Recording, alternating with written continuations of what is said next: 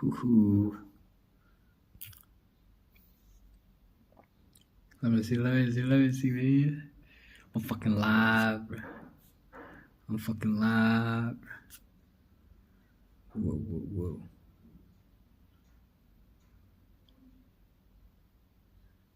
Yeah. What?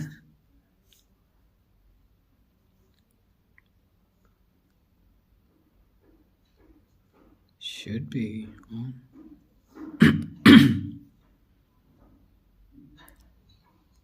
Should be on. All right. Should be on. All right. I'm fucking live. Live on YouTube. Watch this shit.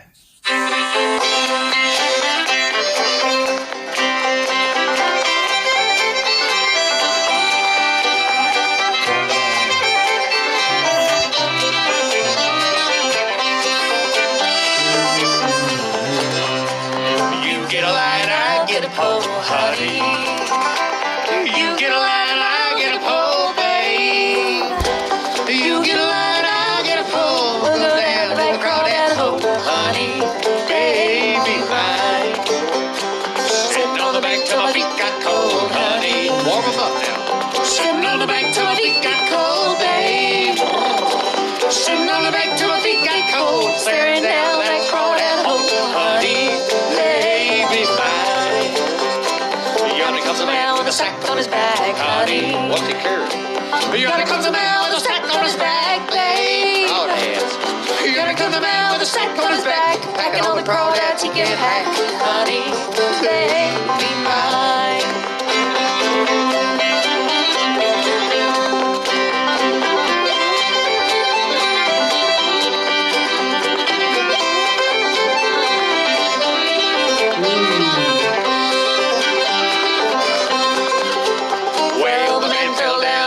That sack, honey. Oh. The man fell down and he broke that sack, babe. What the hell out? The man fell down and he broke that sack. See them crawdads back and back, honey. Baby mine. Now you get a line, I get a pole, honey. You get a line, I get a pole, babe. Oh, you get a line, I get a pole. We'll go down to the crawdad hole, honey.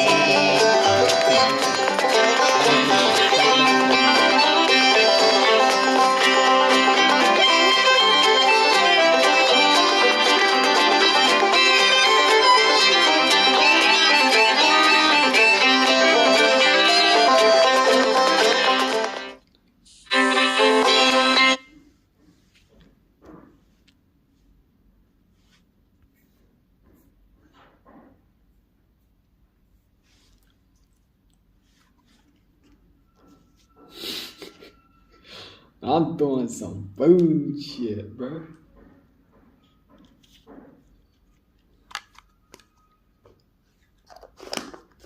And I love this YouTube account, man. This YouTube account is the shit, man. All kinds of bullshit goes around here, man.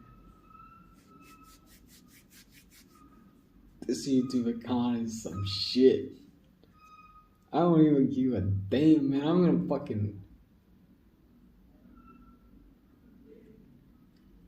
I'm gonna go live on this fucking YouTube account on my fucking bathroom and fucking do shit. I don't even give a damn. This account some shit, man. All kinds of shit, man. I've been seeing crazy shit out here in this fucking account, man. This account's some bullshit. This is a bullshit account. Always,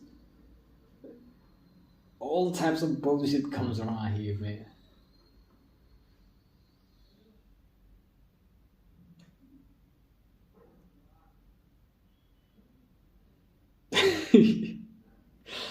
This is, man, I can't even go live on this fucking YouTube account, man. I thought, why not? Let's do that shit. I don't know what now. I think I'm gonna be. I think I'm gonna eat food now. By the way.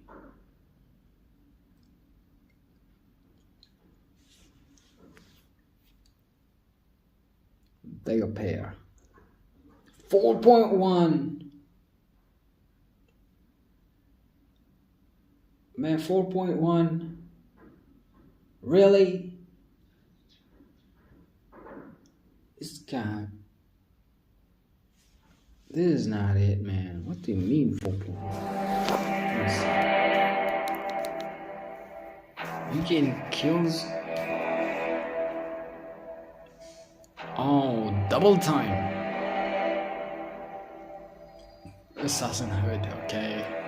Okay, that might work.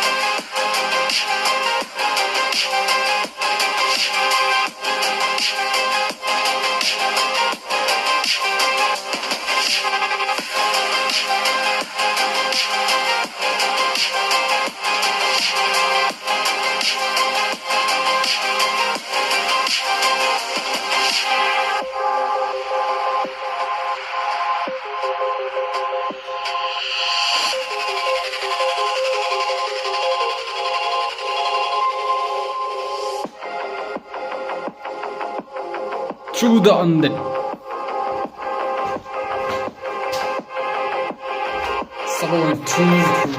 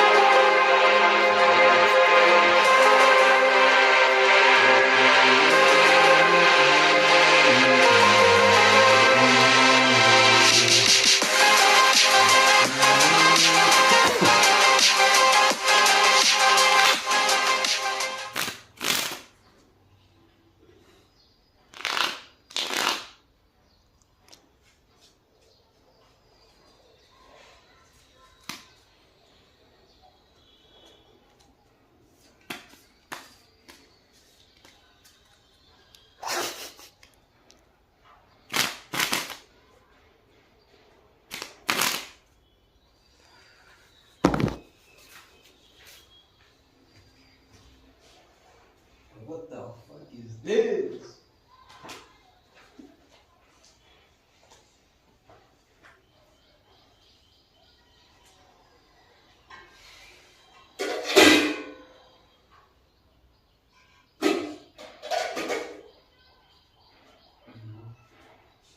Oh no. Okay. Shit's cold outside, man. I'm not drinking today.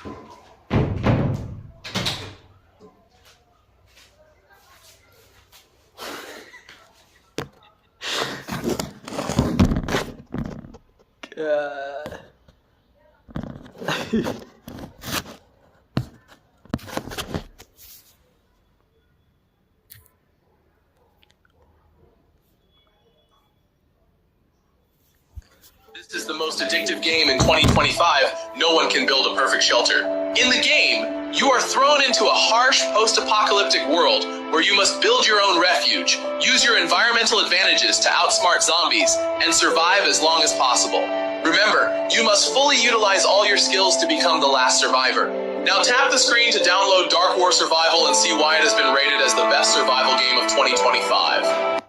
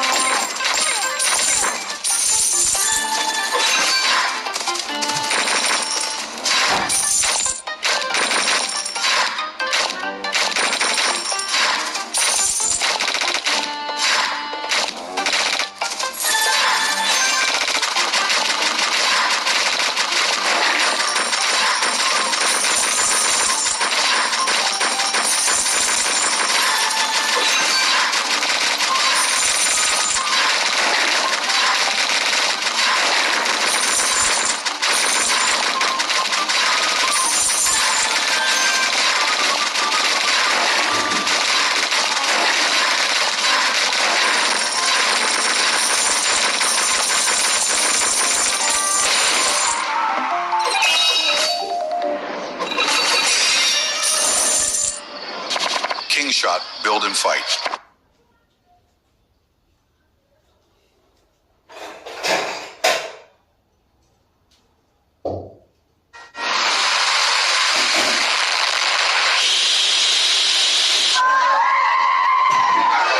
time ago, the United States military began major combat operations in Iran.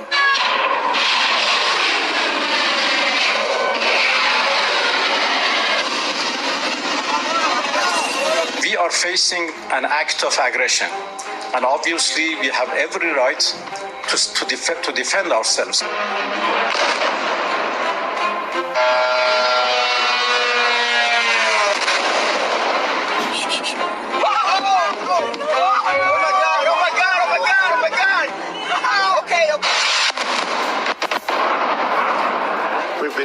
We've been hit.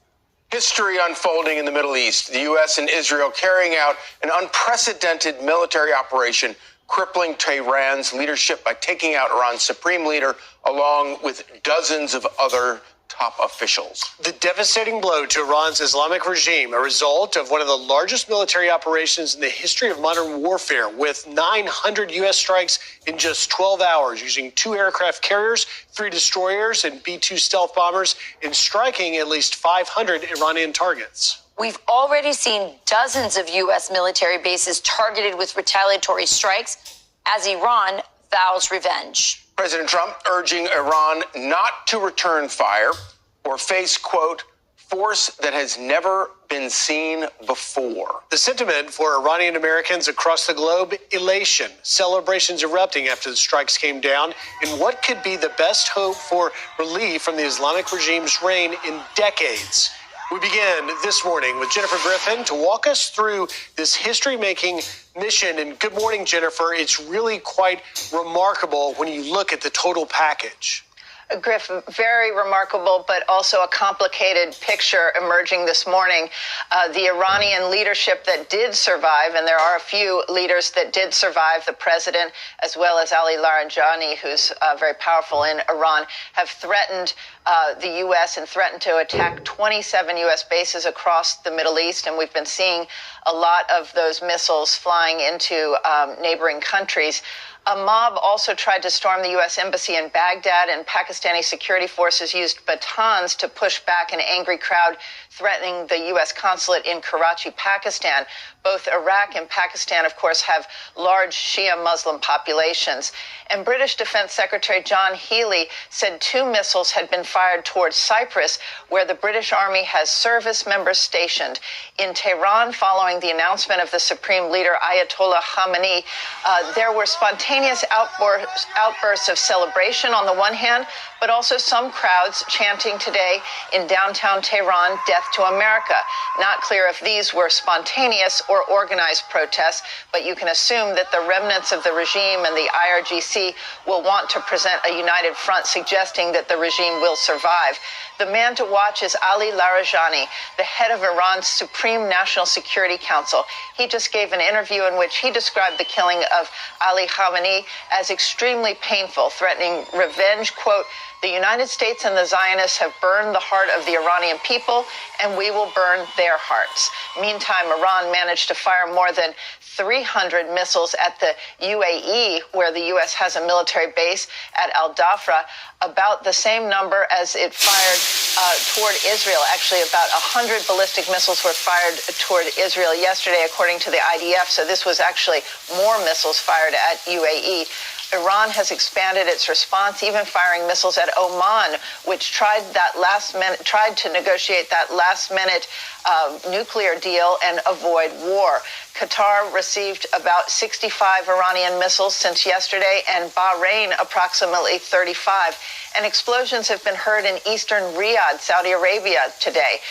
Israel, meantime, has increased its airstrikes and says it will now target Iran's nuclear facilities, and just moments ago hit the headquarters of the IRGC and barracks in Tehran. That That is where the massacre of last month's Iranian protesters was organized and carried out.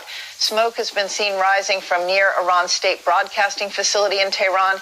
And in terms of the U.S. operation yesterday, the U.S. military, we learned, carried out 900 strikes in 12 hours.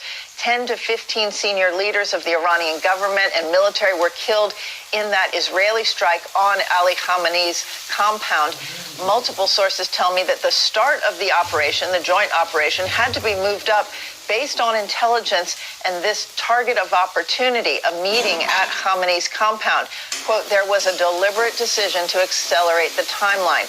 That is why the U.S. and Israel took the unusual decision to strike during the daytime to achieve the element of surprise and to target this meeting. Normally, the U.S. military would not launch an operation like this during the day. The meeting accelerated the timeline, I'm told. This was a massive, wildly bold daytime attack, a senior U.S. defense official told me. It caught the senior leadership off guard and on a Saturday morning during Ramadan and on Shabbat in the daytime. We hit the senior leaders right out of the gate, I was told. But some survived, including, as I mentioned, Ali Larijani, the man to watch, and Iran's president, who issued a statement just moments ago. Griff. दोस्तों ये जो platform आप देख रहे हो उसका नाम है सही और ये सही में सही है और इसके कुछ फीचर्स ने तो मेरा दिल जीत लिया मतलब इस मोबाइल प्लेटफॉर्म में इस तरीके का फीचर आ सकता है ये मैंने कभी सोचा नहीं था यहाँ पे देखिए ट्रेड के बटन पे मैंने क्लिक किया और यहाँ पे सबसे ऊपर एक ऑप्शन है ऑप्शन स्कैल्पर का अब ये देखिए ये मुझे सबसे अच्छी फीचर लगी एक ही चार्ट में दोनों स्क्रीन तो दिख ही रहा है डेरिवेटिव और इंडेक्स दोनों दिख रहे हैं और मैं यहाँ से ऑर्डर भी प्लेस कर सकता हूँ ये देखिए मैंने टैप किया buy at market sell at market quantity Sensex में 20 की क्वांटिटी दिख रही है इसको कम ज्यादा भी कर सकते हैं मैं इसको 60 की 100 कर देता हूँ और यहाँ से मैं एक बाय ऑर्डर प्लेस करता हूँ और बाय ऑर्डर प्लेस करने के बाद मैं एसएल रखता हूँ इस विक के नीचे यहाँ पे बिल्कुल इसके लोएस्ट एरिया पे अप्लाई और इसका टारगेट रख देता हूँ इस कैंडल के हाई पे अप्लाई स्क्रीन रियल टाइम है यार बिल्कुल एक सेकंड का भी डिले नहीं दिख रहा है मैक्सिमम चार्ट में तो मुझे इसी डिले की प्रॉब्लम होती है थोड़ा सा बस और थोड़ा सा टारगेट बचा मुझे बस एग्जीक्यूशन देखना है इस प्लेटफॉर्म का एग्जीक्यूशन स्पीड क्या है वाओ फाइनली मेरा 4,185 रुपए का प्रॉफिट हिट हो गया है टारगेट हिट हो गया है और यहाँ पे मुझे दिखा भी रहा है कि एग्जैक्ट किस लेवल पे मेरा एग्जिट हुआ है ये इस तरीके से जबरदस्त प्लेटफॉर्म मेरे को तो मजा आ गया है इस प्लेटफॉर्म को ओवरऑल पहली बार दिल से निकलता है कि 10 आउट ऑफ 10 दिया जाना चाहिए तो फाइनली मुझे एक ऐसा प्लेटफॉर्म मिल गया है कि अगर मैं कहीं ट्रैवल भी कर रहा हूँ या ऑफिस में हूँ या घर पे हूँ मुझे लैपटॉप स्क्रीन की भी जरूरत नहीं है तो आप किसका वेट कर रहे हो अकाउंट ओपन करो और यूज करके देखो इस प्लेटफॉर्म को और सबसे जरूरी चीज अकाउंट ओपनिंग तो फ्री ही है और 30 डेज तक जीरो ब्रोकरेज और जब 30 डेज के बाद ब्रोकरेज शुरू होगा ना तो 10 रुपए ऑर्डर है तो भूल जाओ सारे दूसरे प्लेटफॉर्म्स को और आज से ही एक सही प्लेटफॉर्म यूज करो जिसका नाम है सही investment in securities market is subject to market risk read all the related documents carefully before investing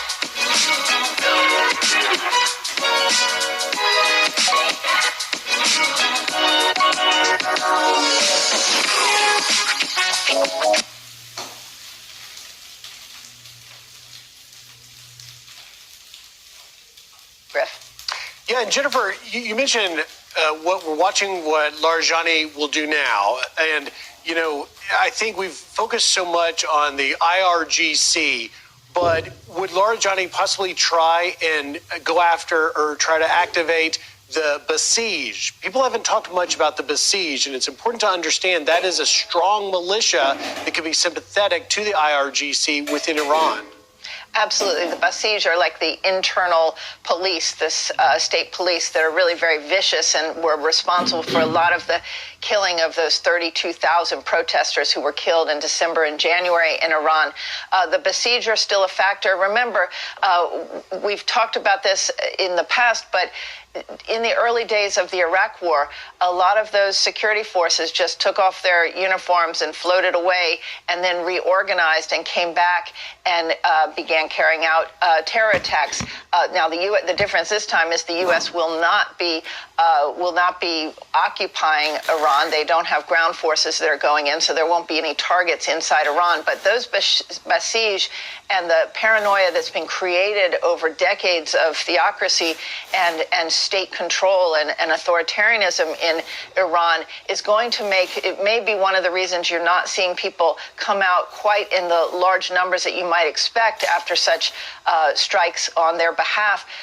But I think people are scared, and they have a right to be scared that they were slaughtered in the last 2 months. So what you're also likely to see, Griff, is the IRGC launch through proxies, through sleeper cells around the world, targets of opportunity. They tend to fight asymmetrically with terror attacks, and that is what I would expect to see: assassinations, terror attacks, but it won't happen immediately. It'll be when we let down our guard. And I think the strategy right now, from what I am observing, is that Iran is firing missiles at all of the states surrounding in the region, all of the states that host U.S. military bases, trying to create so much chaos that there's maybe pressure at the UN or elsewhere calling for a stop to the war. And if they think they can just survive these initial strikes and then regroup, that is their strategy at this point. But I'm not sure it's going to work, because it's really mobilized all those strikes on UAE, Qatar, Saudi Arabia has just mobilized those nations to prepare to engage Iran at this time. Jennifer, there's been a lot of people commenting at the level of intel that the U.S. and especially Israel had prior to this attack, that it's really been impressive. So they've taken out this leadership. You talk about the leaders that are left behind. Based on the intel that they have, I mean, do they think that this B team, or I don't know, maybe this is the C team that's left behind, do they have the ability, the authority, the capacity to do what the A team could do? I'm just curious if that was taken into account. Like, why weren't they also taken out? And then also the security, the special security forces that you and Griff were talking about. Well, I think, first of all, Ali Larijani would be part of the A team. So some of the A team did survive. And that is what's dangerous in these kind of strikes. We've seen with Hezbollah and elsewhere that there are usually follow-on strikes, and usually the person who moves up in the rankings, they then have the bullseye on their back.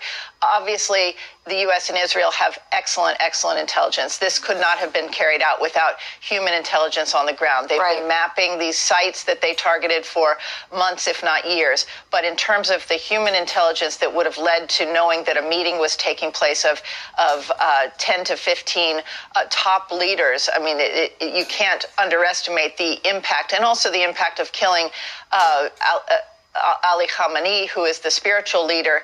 That was, literally, as Ali Larijani said, a knife in the heart of those who followed him. So this was a very significant strike. It is not over, and there are still remaining leaders, and certainly they're going to be very careful about how they move around. But as soon as the U.S. and Israel can suppress the air defense systems, and they're in the process of doing that, they're going to have a lot easier time than flying their air forces over Iranian territory, and then it becomes a lot harder for those leaders to hide. But that is still a few days off, I'm told. And in terms of the Basij, in terms of the IRGC, I mean, you're talking thousands of people who are in, if not 150,000 people who are in those security forces and who are believers, true believers, and who are willing to die, and suicide bombers and whatever have you. that is very hard to target. You can target their headquarters, you can target their leadership, but this is complicated. And remember, there are a lot of allies in Iraq. Iraq has a lot of Shia militias. We just heard that some of them have fired some missiles at some of the neighboring states as well, and they also are firing at a U.S. base in Erbil right now. So this is very complicated. There are Shia Muslims around the world there are many who will celebrate the end, if this in fact is the end of the theocracy in Iran. Many of those people who went into exile, the dissidents who left after the Shah's regime fell, but there are also many who supported that regime and believe that this was a strike on Shia Islam. Jennifer Griffin, great reporting last 24 hours especially. Thank you. Indeed. Thank you. Okay, now to Chief Foreign Correspondent Trey Yingst, live in Tel Aviv. Good morning, Trey. What is going on there now? Yeah, hey guys, good morning. Throughout the morning, we've heard air raid sirens sounding across Israel's second largest city. The Iranians still trying to respond. In the distance, you can still hear some of those car alarms going off after those incoming missiles were intercepted overhead. We are getting some new video from the Israelis who launched a fresh round of strikes into the heart of Tehran this morning, going after a very specific building. Exclusively, an Israeli intelligence official tells Fox News that the building you see blown up here in the Iranian capital was used by the IRGC as a command center during the demonstrations earlier this year as a place to order the crackdown against protesters. This official says that the specific location was used to command the massacring of protesters. Again, though, the Iranians have been responding over the past 24 hours. Overnight, we arrived at a scene of a direct missile impact here in Tel Aviv. A building was completely destroyed, and for blocks there was damage just due to the blast radius from this explosion. One woman was killed in that building. Another woman nearby died running to a shelter. And when you step back here and you look at the amount of air defense that's being used to shoot down these missiles, it's not easy for the Israelis, but so far they have been quite successful. We do know Ali Larijani, the Supreme National Security Council leader in Iran, is threatening to renew strikes on Israel and regional countries, saying that Iran fired missiles at the United States and Israel yesterday, and today we will hit them with a force they have never experienced before. Well, President Trump is hearing those threats directly and warning the Iranian regime to stand down. The president posting to True Social overnight saying Iran just stated that they are going to hit very hard today, harder than they have ever been hit before. They better not do that, however, because if they do, we will hit them with a force that has never been seen before. The region waiting to see what comes next. The exchange of fire continues here on the ground, and the majority of the Israeli population, 10 million people, spending most of the day in bomb shelters. Guys? Trey, obviously nobody has covered this more closely than on the ground than you have. Is there anything, what if anything, have you been surprised by in terms of the response, not necessarily by Iran, but by Iran's allies and proxies? Well, the Iranians are directly targeting not just Israeli civilian population centers, but also Gulf countries. There is significant damage in Qatar, in the UAE, in Bahrain, Kuwait. And it shows that the Iranians, as Jennifer put it yesterday, really miscalculated their response, because now they are drawing in regional countries that maybe before were hesitant to allow the United States to use their airspace or even possibly directly participate in the strikes against Iran. And so there's a lot of questions on the table about whether or not these countries will get more directly involved. The Emiratis today were warning that they will not tolerate these missile barrages against their countries, and civilians are being injured in these Gulf countries, allies of the United States. And so that is certainly surprising, but when we look at these threats from the Iranian regime, it's almost as if they are not taking President Trump seriously. And we know that the Americans and the Israelis were working together to meticulously plan this operation that started with a series of airstrikes against Iran, decapitating the Iranian leadership. They took out Iran's supreme leader and 40-plus senior officials in the Iranian regime and the IRGC, and yet still you have leaders like Ali Larijani from Iran's Supreme Council that are saying they're going to hit Israel and the United States even harder. And so this tough talk doesn't last long. We saw similar statements from Iran's supreme leader. He's now dead. And so the president gave Iran a diplomatic off-ramp before this war began. He offered them an olive branch. He said, we're willing to make concessions. I was on a background briefing with a high-ranking U.S. official yesterday who said we offered the Iranians so much, and yet they still were not willing to come to the table in good faith and make a reasonable nuclear deal. And that's not even to mention their ballistic missile program or their support of regional proxies. And so what's left of the Iranian regime leadership, they're still threatening the United States and Israel. But Trey, isn't that the danger that at this point it's existential for Iran, that, they almost have nothing to lose or don't feel like they can go to the negotiation table and last as leaders there? I want you to answer that question. My other question is, given the fact that, President Trump said this is only going to last a couple weeks, and that's what the hope was, does the fact that these other Persian Gulf countries, that they've been attacked, have had damage and also casualties, does that increase the pressure on the American administration, on the Trump administration, to take care of this quickly before it gets, out of hand? Great questions, and I'll answer here in two parts. The first question having to do with sort of the broader regional considerations. And look, the Iranians have the ability to launch ballistic missiles. They have short-range ballistic missiles that they are now using to target these Gulf countries. They have drones. They have anti-ship missiles. We understand a tanker was hit in the Persian Gulf overnight. But despite these efforts, they have actually responded in a relatively weak way when you compare their response to the 12-day war. They simply aren't able to launch these ballistic missiles in massive barrages that they could do before.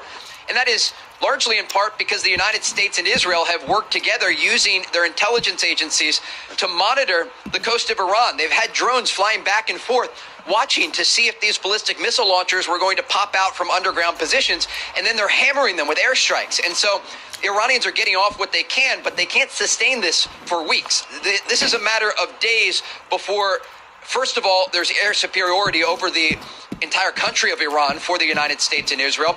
But secondly, Iran's ability to launch large-scale ballistic missile attacks, which is largely seen as their biggest lever to pull. The other question has to do with these Gulf countries and the ability of them to respond. It would not be surprising if they get more directly involved. But what we should note here is the trust that was developed in the region over the past year. We have heard from Gulf leaders speaking about the American administration in a way that they've not talked before about U.S. presidents. President Trump's been able to do something in the region using two of his most important members of the administration, his special envoy, Steve Witkoff, and his son-in-law, Jared Kushner. And they've been able to use back channels to develop a new sense of trust among these Gulf partners. And that led to not only support for the ceasefire in Gaza, Board of Peace participation, but also close coordination as it relates to this war. And so we have to imagine these conversations are continuing each and every day. And I've been talking with regional officials, diplomats in the Gulf, even as recently as yesterday, and they appear confident in President Trump's decision-making and what will come next in this conflict. All right, I'll tell you this, Trey. If we see Emirati fighter jets striking targets in Tehran, that will be a game changer, to your point about the allied Gulf region participation. Trey Yingst, live on the ground in Tel Aviv. Trey, great reporting as always. Stay safe. I'm Steve Doocy. I'm Brian Kilmeade. And I'm Ainsley Earhart. And click here to subscribe to the Fox News YouTube page to catch our hottest interviews and most compelling analysis.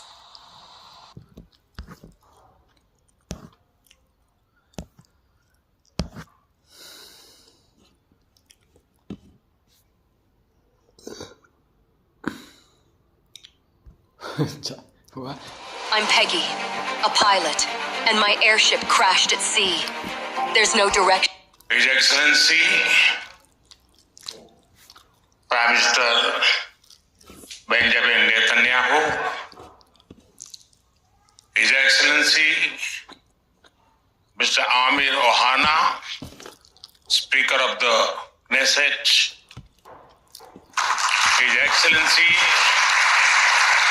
Mr. Yair Lapid, Leader of Opposition,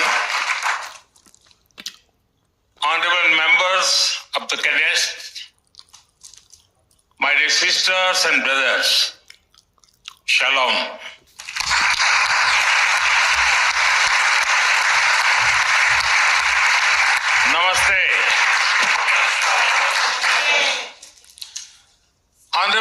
members, it is a privilege and an honor for me to stand before this distinguished house. I do so as the Prime Minister of India and also as a representative of one ancient civilization addressing another. I bring with me the greetings of 1.4 billion Indians and a message of friendship, respect, and partnership. I thank you, Mr. Speaker, for your kind invitation and for your wonderful gesture of lighting up the Knesset in Indian colors. Your visit to India 3 years ago was the first by a Speaker of the Knesset, and thanks to you, I am the first Prime Minister of India to address this august gathering.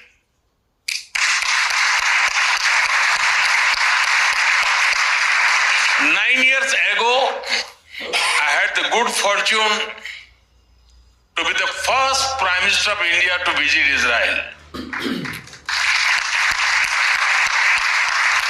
And I'm very happy to be here again, returning to a land to which I've always felt drawn. After all, I was born on the same day that India formally recognized Israel, September 17, 1950.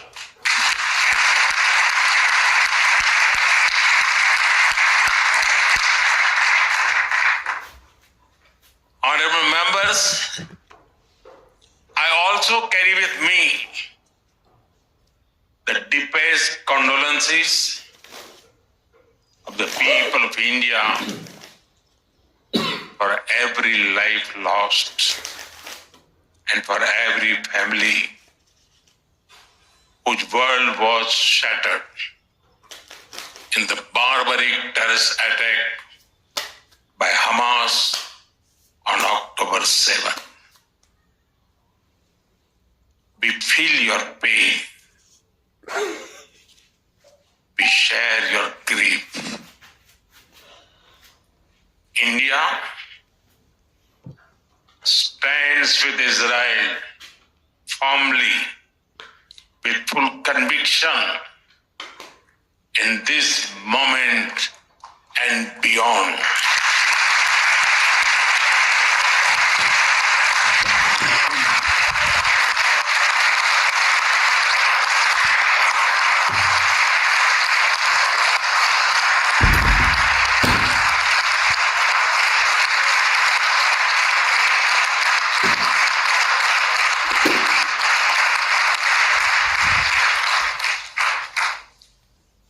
No cause can justify the murder of civilians. Nothing can justify terrorism. India has also endured the pain of terrorism for a long time. We remember the 26/11 Mumbai attacks and the innocent lives lost, including Israeli citizens. Like you, we have consistent and uncompromising policy of zero tolerance for terrorism with no double standards. Terrorism to destabilize societies, to block development, and to erode trust.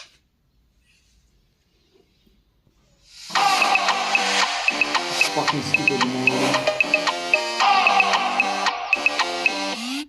Fucking stupid ass man. Countering terrorism requires sustained and coordinated global action.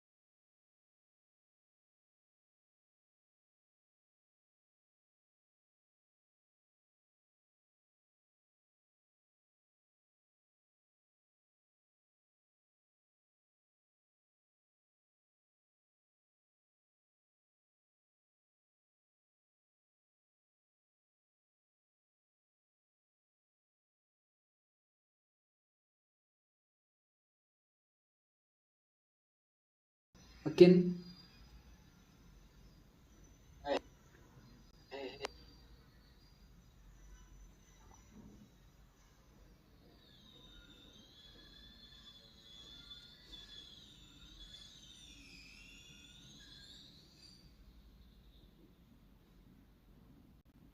Reel कभी भी post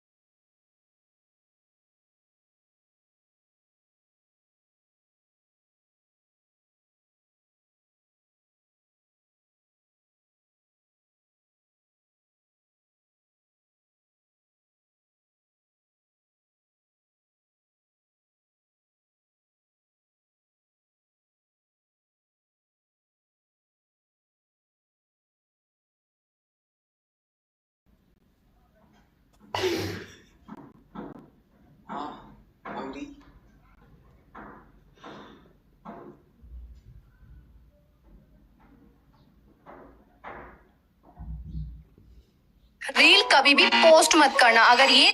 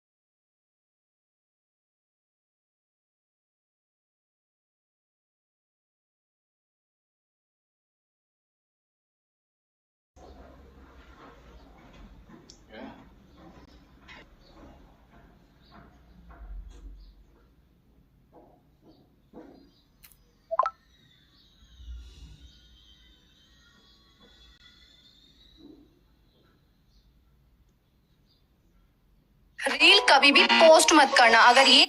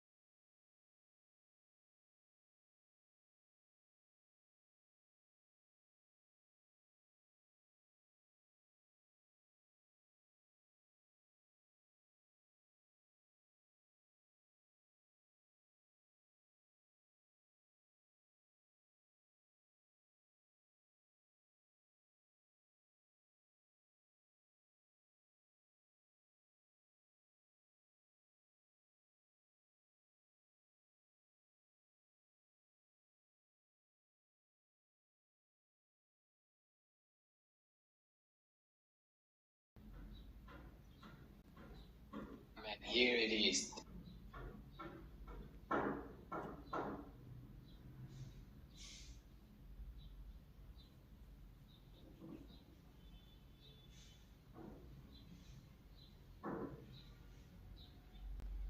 reel कभी भी post मत करना अगर ये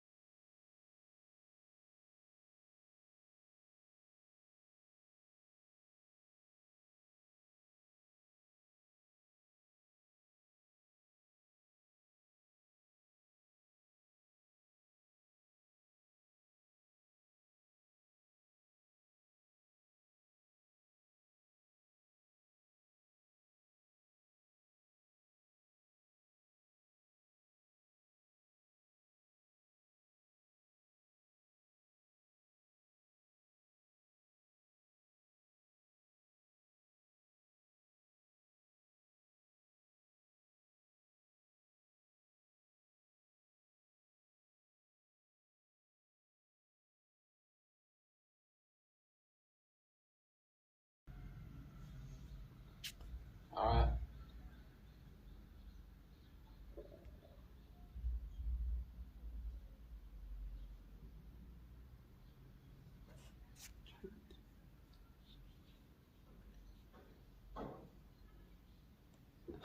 reel कभी भी पोस्ट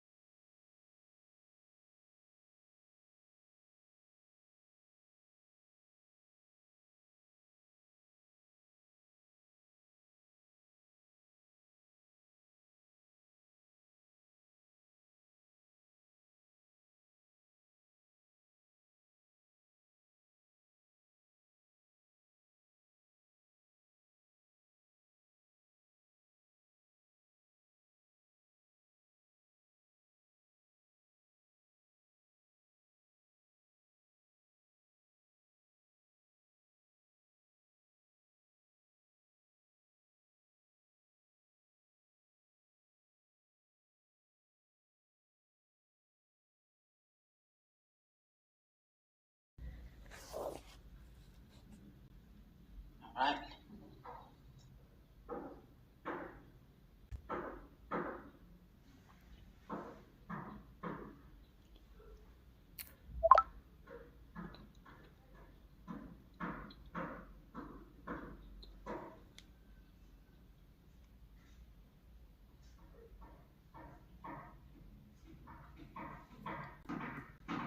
रील कभी भी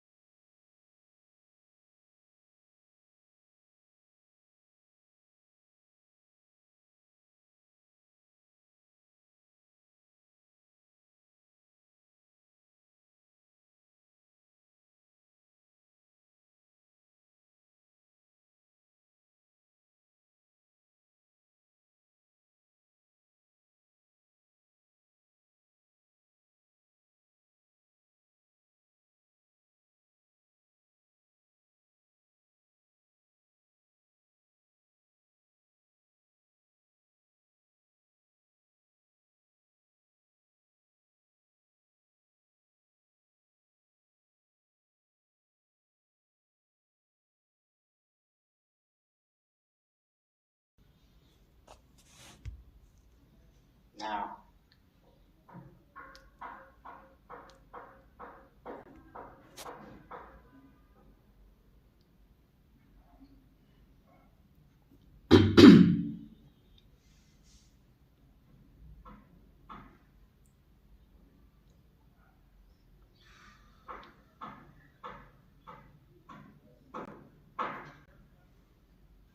रील कभी भी पोस्ट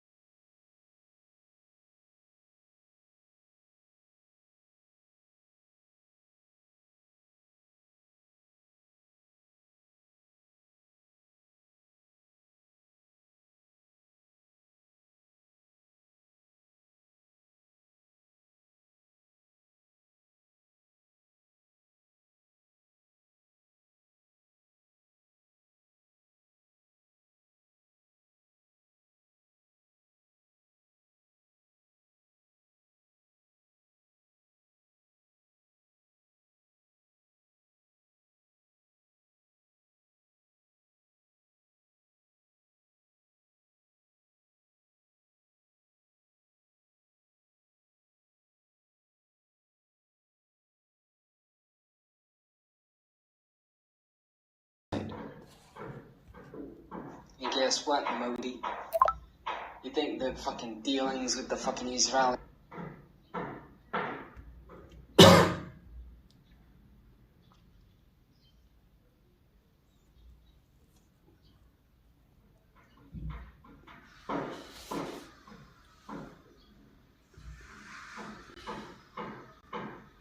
रील कभी भी पोस्ट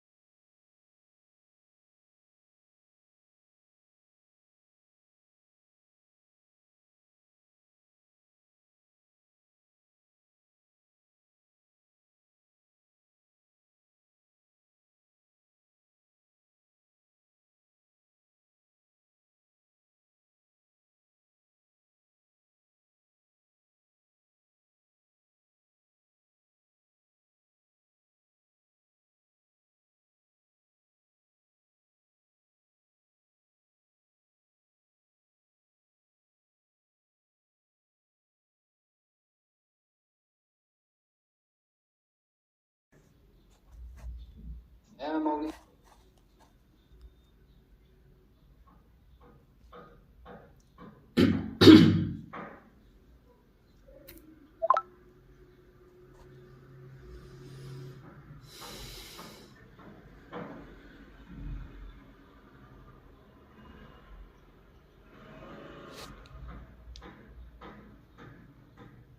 रील कभी भी पोस्ट मत करना अगर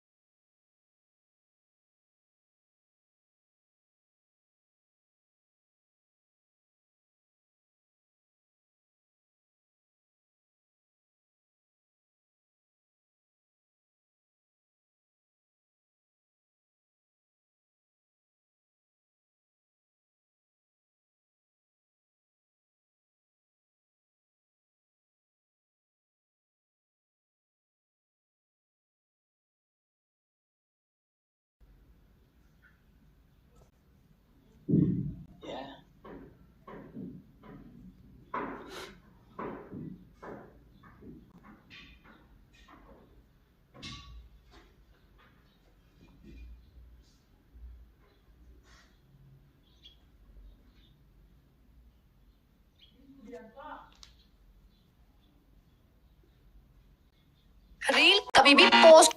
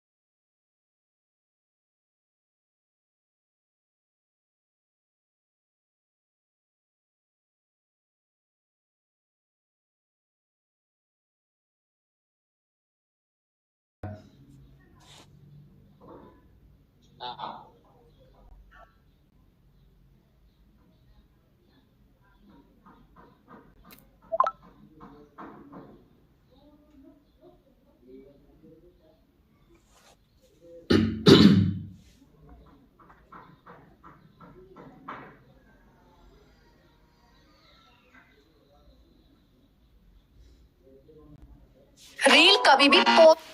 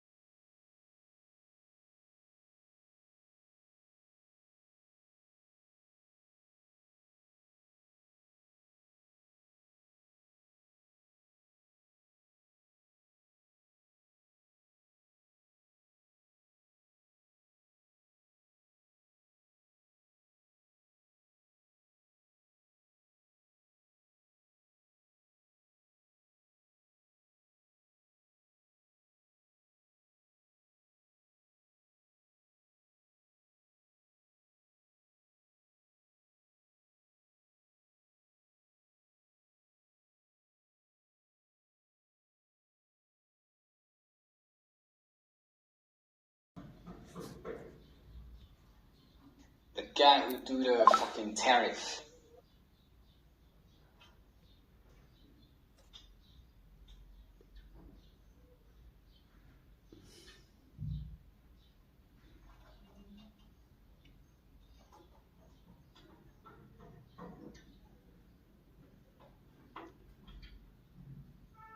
रील कभी भी पोस्ट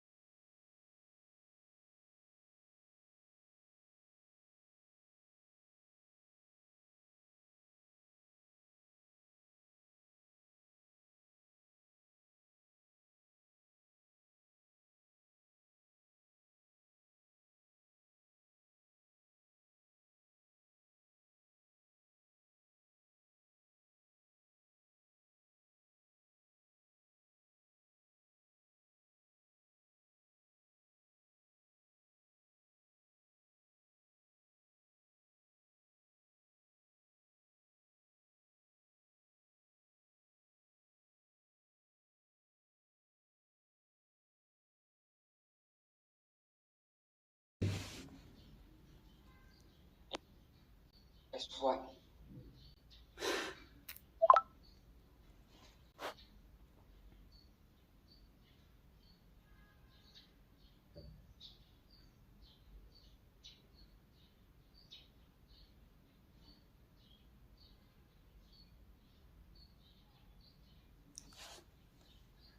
रील कभी भी पोस्ट मत करना अगर ये